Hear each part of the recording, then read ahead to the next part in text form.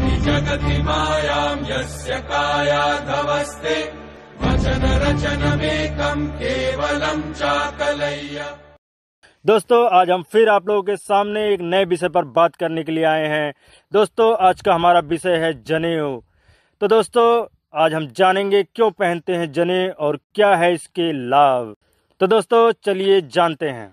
ब्राह्मणो ब्रह्मवर्चसी जायताम, अर्थात ब्राह्मण ब्रह्म यानी कि ईश्वर तेज से युक्त हो। जनेऊ जिसे उपवीत, यज्ञसूत, व्रतबंध, बलबंध, मौनिबंध और ब्रह्मसूत्र भी कहा जाता है। इसे उपनयन संस्कार भी कहते हैं। उपनयन का अर्थ है पास या सन्निकट ले जाना। परंतु दोस्तों, किसके पास? ब्रह्म के पास और ज्ञान के पास ले जाना। हिंदू समाज का हर वर्ग जनेऊ धारण कर सकता है। जनेऊ धारण करने के बाद ही द्विज बालक को यज्ञ तथा स्वाध्याय करने का अधिकार प्राप्त होता है। द्विज का अर्थ होता है दूसरा जन्म। कालांतर में इस संस्कार को दूसरे धर्म में धर्मांतरित करने के लिए उपयोग किया जाने लगा। हिंदू धर्म में प्रत्येक हिंदू का कर्तव्य है जनेऊ पहनना और उसके नियमों का पालन करना। हर हिंदू जनेऊ पहन सकता है बशर्ते कि वह उसके नियमों का पालन करे। क्यों पहनते हैं जनेऊ? हिंदू धर्म के 24 संस्कारों में से एक उपनयन संस्कार के अंतर्गत ही जनेऊ पहनी जाती है, जिसे यज्ञोपवीत संस्कार भी कहा जाता है। मुंडन और पवित्र जल में स्नान भी इस संस्कार के अंग होते हैं। प्राचीन काल में पहले शिष्य, संत और ब्राह्मण बनने के लिए दीक्षा दी जाती थी। इस दीक्षा देने के तरीके में से एक जनेऊ धारण कराना भी होता था। प्राचीन काल में गुरुकुल में दीक्षा लेने या संन्यास्त होने के पूर्व यह संस्कार होता था। दीक्षा लेना, दीक्षा देने का प्रचलन वैदिक ऋषियों ने प्रारंभ किया था। प्राचीन काल में पहले शिष्य और ब्राह्मण बनने के लिए दीक्षा दी जाती थी। माता पिता अपने बच्चों को जब शिक्षा के लिए भेजते थे तब भी दीक्षा दी जाती थी। हिंदू धर्मानुसार दीक्षाहीन जीवन को दिशा देना ही दीक्षा है। दीक्षा एक शपथ, एक अनुबंध और एक संकल्प भी है। दीक्षा के बाद व्यक्ति द्विज बन जाता है। द्विज का अर्थ दूसरा जन्म लेने से है, यानी कि दूसरा व्यक्तित्व। दोस्तों, जनेऊ पहनने के लाभ। जनेऊ को हर उस हिंदू को धारण करना चाहिए जो मांस और शराब को छोड़कर सादगीपूर्ण जीवन यापन करना चाहता है। हम यहाँ जनेऊ पहनने के आपको लाभ बता रहे हैं। जनेऊ के नियमों का पालन करके आप निरोगी जीवन जी सकते हैं। दोस्तों, जनेऊ पहनने से जीवाणुओं अर्थात कीटाणुओं से बचाव होता है और दोस्तों गुर्दे की सुरक्षा भी होती है। हृदय रोग व ब्लड प्रेशर से बचाव होता है। लकवे से भी बचाव होता है। कब्ज से भी बचाव होता है। शुक्राणुओं की रक्षा होती है। स्मरण शक्ति की रक्षा होती है। जनेऊ पहनने से आचरण की शुद्धता से मानसिक बल भी बढ़ता है। बुरी आत्माओं से भी हमें रक्षा मिलती है। तो दोस्तों, अब हम आगे जानते हैं क्यों लपेटते हैं जनेऊ को अपने कान पर। जैसा कि दोस्तों, मलमूत्र विसर्जन से पूर्व जनेऊ को कानों पर कसकर 2 बार लपेटना पड़ता है। ये तो सभी जानते हैं, परंतु इससे कान के पीछे की 2 नसें होती हैं जिसका संबंध पेट की आंतों से होता है।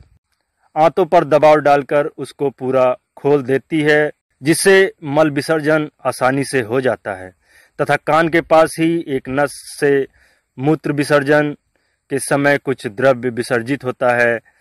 जनेऊ उसके वेग को रोक देती है, जिससे कब्ज, एसिडिटी, पेट रोग, मूत्रांदीय रोग, रक्तचाप, हृदय के रोगों सहित अन्य संक्रमण रोग नहीं होते हैं।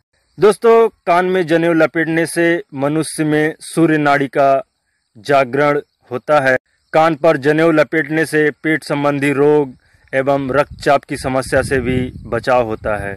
जनेऊ पहनने वाला व्यक्ति नियमों में बंधा होता है।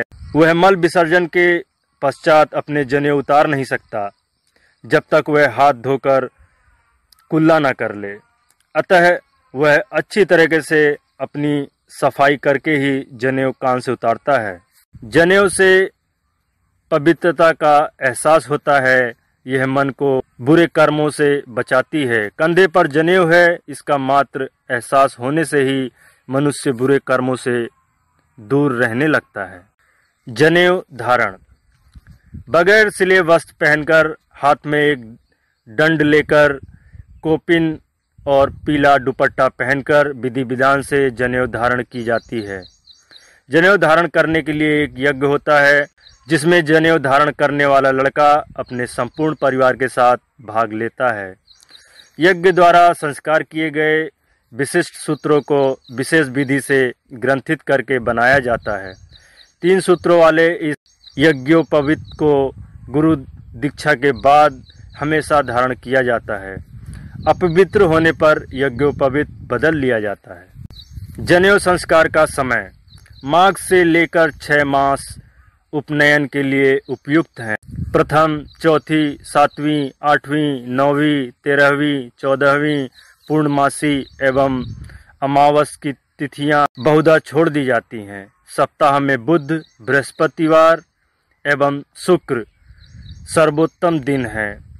रविवार मध्यम तथा सोमवार बहुत कम योग्य है, किंतु मंगल एवं शनि निषिद्ध माने जाते हैं। मुहूर्त, नक्षत्रों में हस्त, चित्रा, स्वाति, पुष्प, घनिष्ठा, अश्विनी, मृगशिरा, पुनर्वसु, श्रवण एवं रवती अच्छे माने जाते हैं।